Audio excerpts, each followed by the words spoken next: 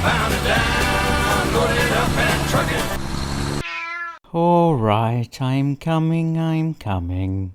Hi everyone, how are we all? My apologies for not having a video uploaded in the last 2 months. Real life has been a little bit complicated, and this project took a lot longer and became a lot more complicated than I first thought it would. At the end of this video, there will be a preview of next week's factory. So hang around, like, subscribe and hit that notification bell, and get excited! Welcome to the No Belt Highways Factory Free the Fuel Generator.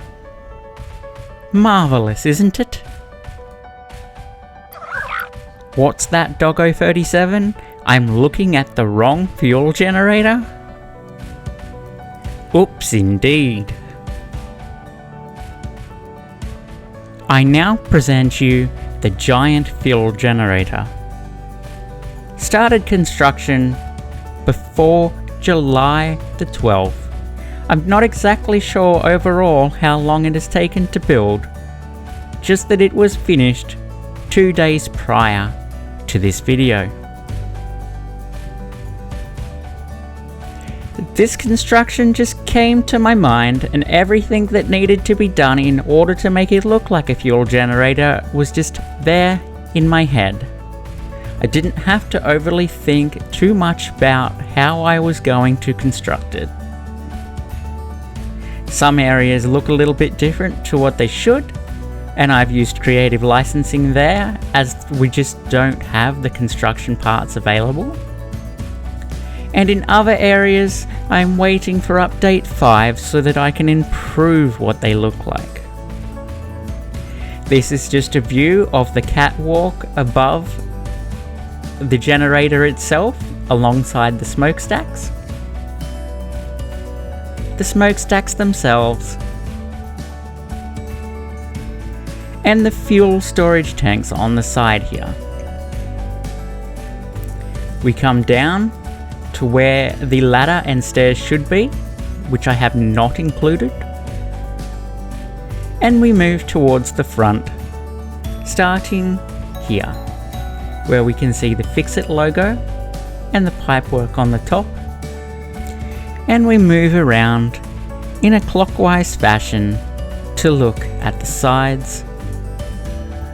We can see the back of one of the engines there with vents, which I will show you a closer look of, the pistons and pumps, the fuel storage area,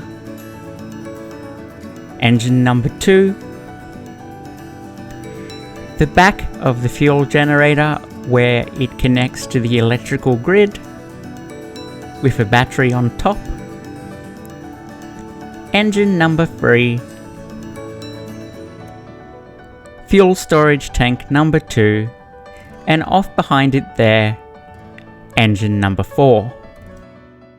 Going back to the Fix-It logo and the entrance of the generator, we can see the pipework on the top here, and a closer look at the pistons on the side of the engine. It's important to note here that all mounting points for the pipes were put in place before any foundations, walls or pipes themselves were connected. Here on the back of the motor, you can see a ventilation to allow the steam and smoke to exit the motor from all the fuel generators inside. And I must say here, I have used Smart Mod to help me create these vents. That, and using the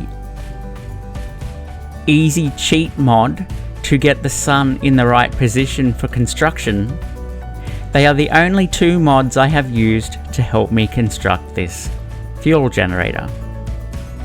And a close-up view of the back here, you can see its construction is quite simple, with wall pipe connectors and wall sticking out to create vents.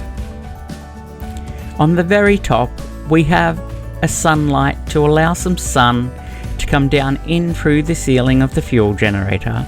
Again, another creative approach. The battery on top of the wire connector, sitting on pipes.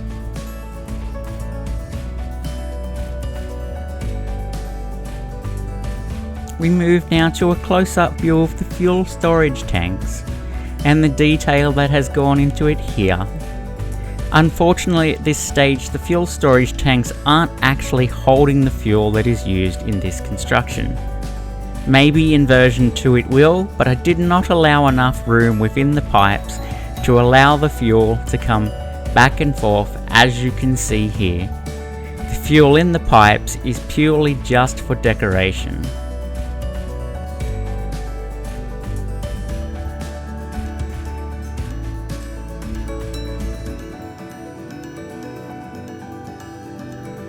Now moving to the oil extractor. The batteries here, while functional, are more of a decorative element to the oil extractor. The extractor is overclocked to 200% to give me slightly more oil than I require at this stage. Moving on back now to the front of the generator, we have the awesome sink.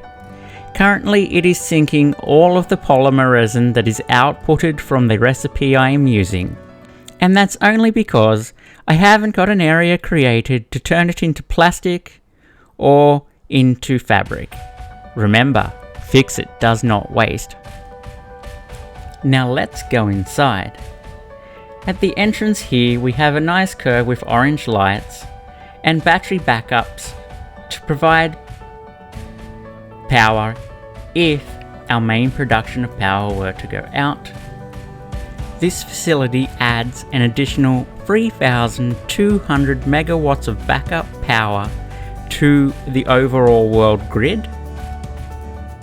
And here we can see more vents leading to the outside and the orange lights, windows leading to the inside, and moving now to the center of the building. The center of the building is where all production takes place. And in its center we have 4 water extractors overclocked to meet the needs of the recipe for the blenders. And now we have the refineries. Each refinery is overclocked to provide just a little bit more than is needed for the recipe. And the blenders themselves again are overclocked to provide more fuel than the generators require to help with backflow issues and additional fuel generators that will be added in the future. Again, you can see some vents here leading to the outside, and a quick overview of the remainder of the center as all 4 sections are identical setups.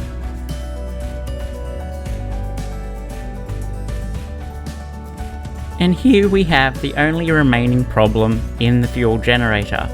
All 4 sections are identical, but yet these 2 fuel generators will not get enough fuel to keep them running. And now we move into one of the wings of the fuel generator, engine number 2. Just a quick look at the gap in between the center and engine 2,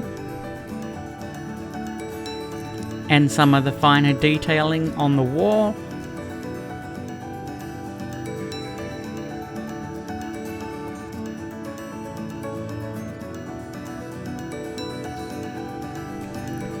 Each engine has its own lighting system, which is kept off at all times unless you go to enter to save on power and frame rate.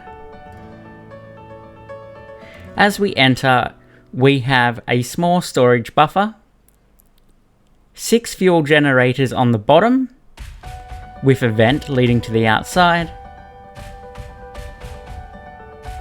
and we have 6 fuel generators on the top, again with a vent leading to the outside, and lighting to light up the area so we can see properly.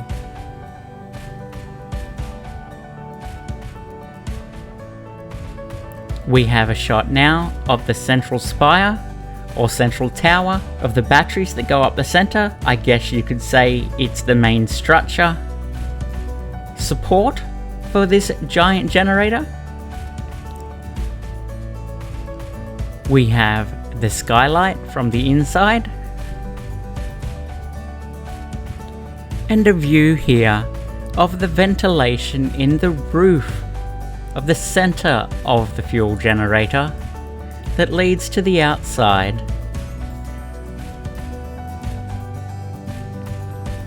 Overall though, I have enjoyed this epic creative build and look forward to bringing you many more in the future, especially once update 5 hits. I hope you've enjoyed.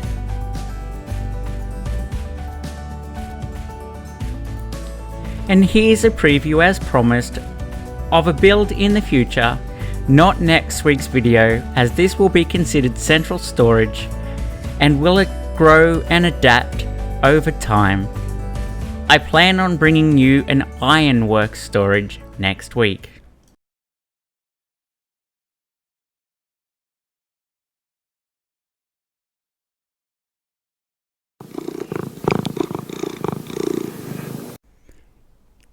Please consider subscribing, liking, and hitting that notification bell for future videos. And until next time, I'll see you later.